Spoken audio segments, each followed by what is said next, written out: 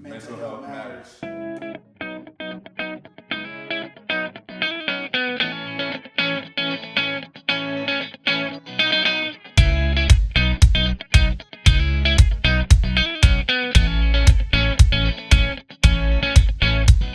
What's up, YouTube fam? This is your boy LordleyO, and this is my man, and we're here today to talk to you guys about something that's near and dear and personal to us. In this particular case, it's time to talk about things that are affecting us as an African community. And so I brought my man here, Anthony, to we're gonna delve into the whole mental health issue today, and hopefully give some healing. For sure. Hopefully bring some answers to some questions, or at least to get the thinking going. So, tell me a little bit about yourself and what you're doing, and just give everybody a quick background, because I know some people might see you out there and like, oh, what's the guy about? My name is Anthony. Well, my middle name is Anthony. My first name is Nemeka Weke. I was born in Nigeria, came to the United States in 1998. Stayed in New York, and for a few months, then went to Dallas. Grew up in Dallas and went to undergrad at University of Houston. After college, I went off to medical school, went to St. George's University in Grenada, and then now I'm a third year, close to the end of my third year medical school at Jersey City Medical Center doing my clinical rotation. I know you have a page, a social media page that's dedicated directly to your personal life goals and everything like that. I have my main page, and I have a page called Doctor's Message.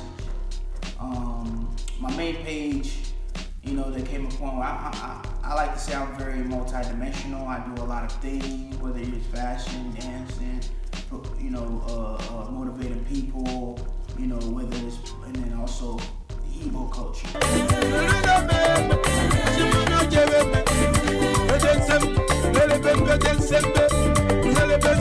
It came a point when, I was just kind of doing it all on one page. And, when I was in medical school, I was just like, I have a deeper message to share. I know it's called Doctor's Message, but some people get it construed thinking that it's all about those that are becoming doctors. No, Doctor's Message is me, myself, using my doctor platform to speak more, in various ways. And the core of my messages are that period of struggle. Your struggle could be your daily walk of life. Your struggle could be what you're dealing with in your head. Your struggle could be your goals. Whatever it is, your relationship. I've had many struggles in life. One of the main struggles that really, really made me evolve into Doctor's Message was getting into medical school. Taking an MCAT 4 times and applying 2 cycles to medical school and not getting in. So the core reason of Doctor's Message is that we want you to know that it's not about what things look like. It's really about what it feels like. But the number one thing is, inside of you, that personal struggle, the message is the same. So you guys go check out Doctor's Message. Check it out. It's gonna be right here. Doctor's Message, at Doctor's Message, just like that. Yeah, at Doctor's Message. Right here. So, talk to me a little bit about what mental health is and what it is not. Because as a society, again, there's gonna be, I'm sure, some Africans, some Nigerians, some Africans from all over the place who we know what our culture talks about as far as what mental health is and isn't, and tell everybody kind of what it is and what it isn't in real life. When you think about your health, just take health as itself. You want to be at homeostasis. You want to be balanced, whether it's your blood pressure and all those things. And mental health itself is a deviation from your normalcy in your brain that is intrusive to your life. You understand? So, and when you're going through this situation, you want to be able to come back to homeostasis and be able to be serene at mind. Whatever your serenity is, you want to be able to have that. And when people start going through mental health issue, we see them as different. Yeah. And the mental health aspect is they know something is wrong, and it gets to the point where they don't even know that there's something going on anymore, and we can't really identify them as who they were before, and especially in those times of being mentally ill. Think of it as a balanced being. So you want to be stable, and when one is outweighing the other, it elicits something that downfield triggers something in your brain, and you acting upon that. And if somebody's dealing with it, we need to be able to know enough to be able to help them achieve normalcy again. Mental health isn't just a spiritual thing. No. Other of us come from a culture of there's a spirit attached to it. It's a demonic thing. But my thing is, just like you go to, the doctor can say, okay, you have cancer, you have diabetes, you have all these things. And as a society, we're like, okay, so we need to go to the hospital and get treated. But then when it comes to mental health, it's like, oh no, that's not something you go to the doctor for. You need to pray. That's all you can do, pray, and that's it. And don't only give spiritual thing the whole weight. Yeah. Give it some, right. But also know that there's something that you can use to define what is going on, and allow medicine approach, and to also intervene and be able to take care of that.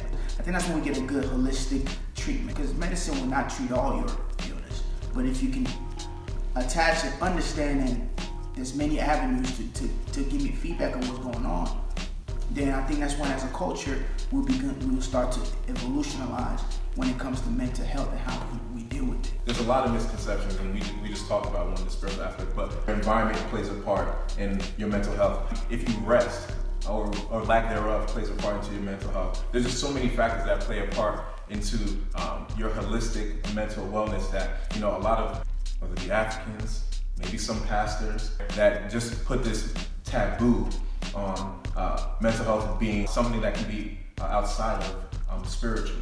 What are some common myths that you hear about mental health? So now let's talk about the misconceptions. Yeah. So misconceptions is somebody sent something to you, which is it's true. Somebody could probably send something. Let's not take away that. Somebody may be normal today and tomorrow that something goes off. It is a spiritual warfare within you. That in the spiritual realm, we don't see this thing, but we can understand it in the physiological aspect. So that's what we need to say, that leave what could be done spiritually, but God didn't say is just only pray. God also said use your man knowledge to treat. And that's why He created doctors, nurses, medicine. Anytime I call my mom, and I talk about something, she would just tell me to stay strong and pray.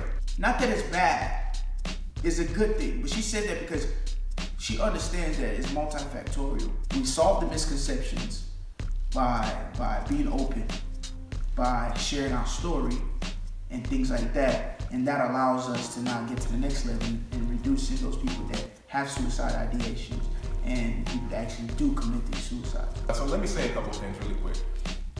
The biggest thing is that the devil can't create anything. Never. God is the only one that can create, right? And He put His Spirit in us, so we have creative force. So when we speak things, they come into existence. So that's what the Bible says. But the devil doesn't have that thing. So that means those situations that you're going through, they're a result of your own power over the situation. If you understand what I'm saying. Just to add, the devil can't create, but he can manipulate. Thank you. And change your perspective. You jumped right in front of me. And what was already created. And the way that can happen is that, okay, let me get deep. When I took neuroscience, and I started to study these things, I loved it. Because now you start to see that this right here, which is your eyes, your lamp, your visuals. But here's the thing about being too honed on this right here, is that these same utensils can be manipulated. And you think being manipulated is something in front of you. No, you create what you're seeing based on what is coming in, which is light, going into your brain, getting painted a certain type of way, and it's bringing it back out. So if there's a lesion in your brain, not even at your eye, in your brain, half of the world can be blocked off. When something takes over your brain and distorts your perception, it changes how you start seeing and dealing with stuff. Right. So that's where it comes into play. And I truly believe if he gets a handle of your life, he could alter how you think. Yep. And that changes how you see the world. And then when you see the world some type of way, that's how you act. And then through your actions is when you start bringing energy into the wrong situation. And that becomes a ripple. So he can manipulate and change perception, but he cannot create. He uses creations to paint a negative picture. There it goes. It's all a choice at the end of the day. I know there's other factors, extenuating circumstances around it, but the power is at the end of the day in your hand about what you do with what you have. It's just like when you wake up in the morning, you know, you're not gonna go to work without brushing your teeth. I hope not. See, this is what I'm saying. You know that your breath is not smelling well. But you should enjoy the movie anyway. And you know you have to clean it so that, because when you talk to people, you want to win them over, you got to create a condition that they can be able to, you know, take you in. It's like your breath is like bringing somebody into your home.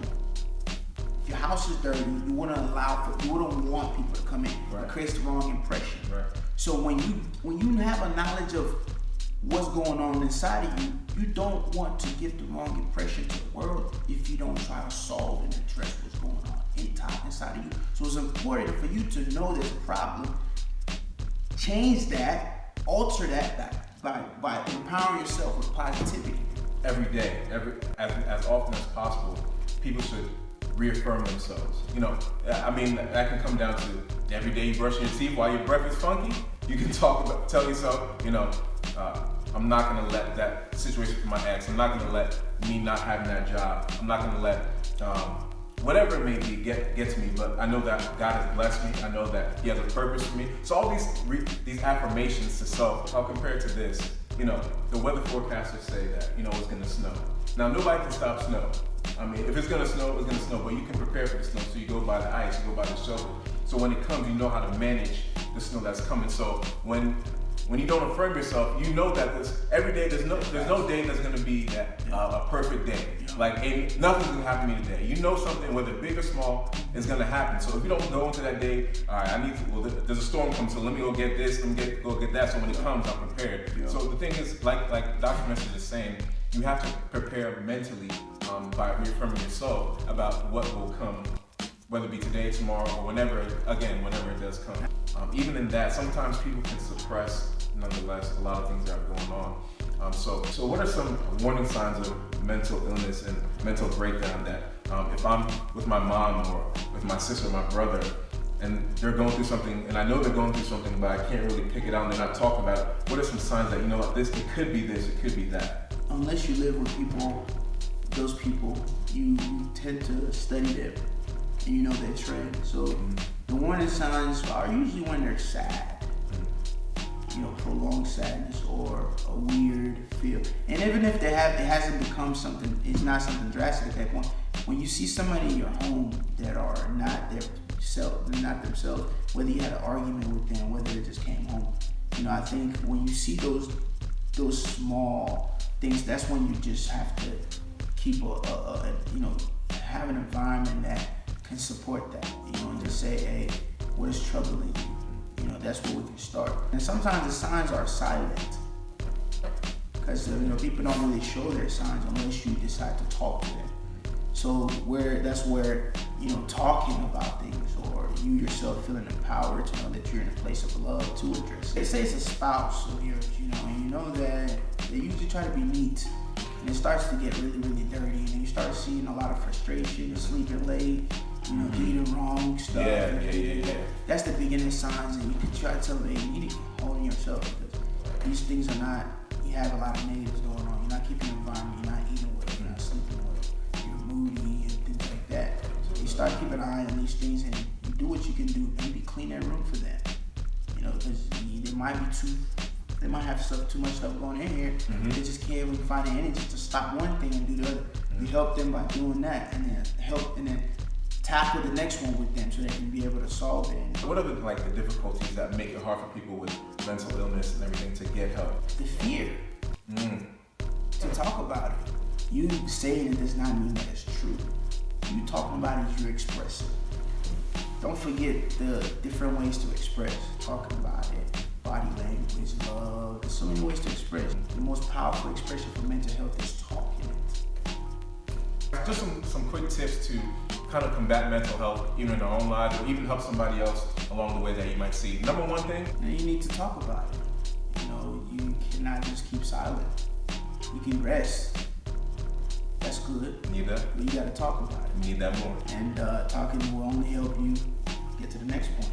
So support structure. Put people around you that know you, that will encourage you, that will kind of affirm you even when you're going through things. Don't be afraid to know who's who in your life and keep those people around. And sometimes you might even need to get rid of some people just to make sure that you have the perfect environment to grow and to be stable even in your mental. So YouTube, thank you so much for tuning in today. I want to thank Doctor's Message for coming in today. Doctor's Message, give us some more information about where people can find you and see what you're doing. Like LordleyO's gonna put right here, you see my Instagram. Follow me, man, at Mr_MD. Then you go to Doctor's Messages page on Instagram. And then you find me on Facebook too. And when you click that, you see my work. I usually blog, my rotations that I go through, and things like that. So if you want to hear the story, it's just not about medicine, but about my go through. You can see what's happening in my life as I combine it with certain rotations. You can get a nice visual and things like that. So yeah, find me, DM me, ask me questions. That was Anthony, Doctor's Message, or Messages. Doctor's Message. Messages, plural. Thank you guys so much. Tune in, follow him, subscribe to the channel, share it with your friends. Thanks.